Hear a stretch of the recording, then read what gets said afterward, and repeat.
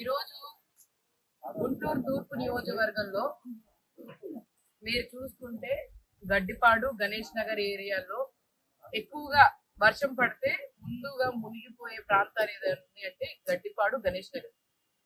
అయితే ఇక్కడ పరిశీలించడానికి పొద్దున్న ఇక్కడ ఉన్న స్థానిక ఎమ్మెల్యే నజీర్ అహ్మద్ గారు వచ్చి వెళ్ళారు.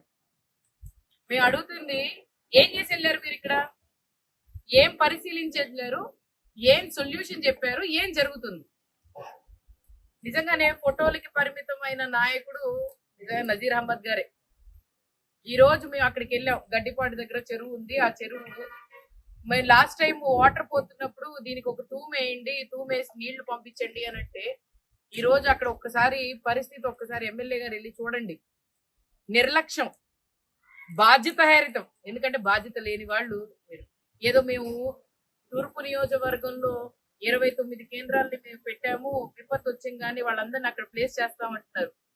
ప్లేస్ చేయడానికి కూడా బేసిక్ ఫెసిలిటీస్. ఇప్పుడు ఇక్కడ వచ్చాం స్కూల్ దగ్గరికి. ఈ స్కూల్లో ఏం ఫెసిలిటీస్ ఇచ్చారు మీరు? బేసిక్ గా ఒక 50 మంది వచ్చినా కూడా అప్పటికప్పుడు ఇవ్వడానికి వాటర్ లేవు.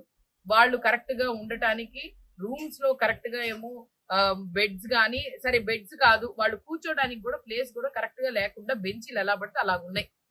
మీరు కేంద్రాలు పెట్టి మాటలకేనా, తూతూ మంత్రం మాటలకేనా పరిమితం? ఒకసారి వచ్చి చెక్ చేసుకోవాల్సిన బాధ్యత మీకు లేదా?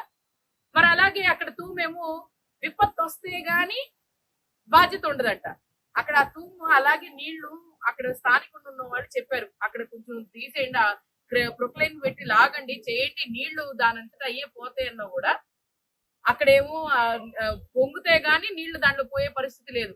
ఒకసారి వచ్చి కమిషనర్ గారు, అలాగే స్థానికంగా ఉన్న ఎమ్మెల్యే నజీర్ అహ్మద్ గారు ఏదో బయట రోడ్ల మీద తిరగటము, లేకపోతే అటు ఇటు వెళ్ళి రావటము కాదు, విపత్తు వచ్చేదాకా వెయిట్ చేయడం కాదు, రాకముందే దాన్ని ప్రికాషన్ తీసుకునే విధంగా చూసుకోవాల్సిన బాధ్యత మీ గవర్నమెంట్ లో మీకుంది. కాబట్టి ఒక్కసారి వచ్చి అలా తిరిగి వెళ్ళటం కాకుండా ఒకసారి స్థానికంగా ఉన్న సమస్యలను తెలుసుకోండి. ఎక్కడా కూడా నిజంగానే ప్రజలు ఏదైనా ఆ కేంద్రాలకి వెళ్ళాలంటే భయపడుతున్నారు. ఎందుకంటే ఫెసిలిటీస్ లేవు. ఎవరు ఇల్లు వదిలేసుకొని వెళ్తారు?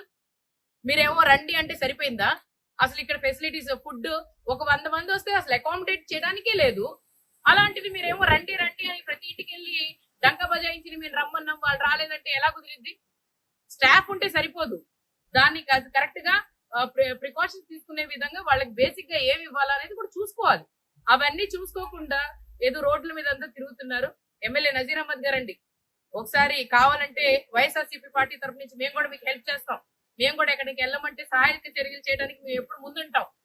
మీరు కావాలంటే మమ్మల్ని వాడుకోండి, మేము కూడా వస్తాము, మేము కూడా వచ్చి తిరుగుతాము, చేస్తాము. ప్రజా యాజ్ ఎ సోషల్ సర్వీస్, నేను అంటుంది పార్టీల తరఫున కాకుండా సోషల్ సర్వీస్. వైఎస్ఆర్సీపీ పార్టీ ఎలాగో సోషల్ యాక్టివిటీస్ లో ఎప్పుడు ఫస్ట్ ఉంటుంది కాబట్టి సోషల్ సర్వీస్ గా తీసుకొని ప్రజల్లోకి వాళ్ళకి ఎలాగా ఇచ్చేయాలో ఒకసారి చూడండి.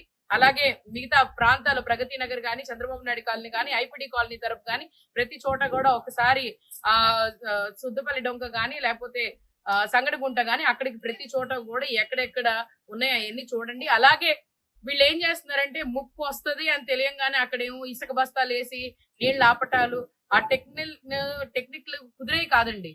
ఏదో ఎంతవరకు ఆపుదాం అనుకున్నా కూడా ఆగే అంత ఇది లేదు. మీ కెపాసిటీ, మీరు దాన్ని డ్రైన్ ని రోడ్లు వేయలేకపోతున్నారు. కానీ ఇవేదో ప్రికాషన్స్ తీసుకుంటున్నాం, మేము చేస్తున్నాం అని చెప్పి ఏదో షో ఆఫ్ చేస్తే కుదరదండి.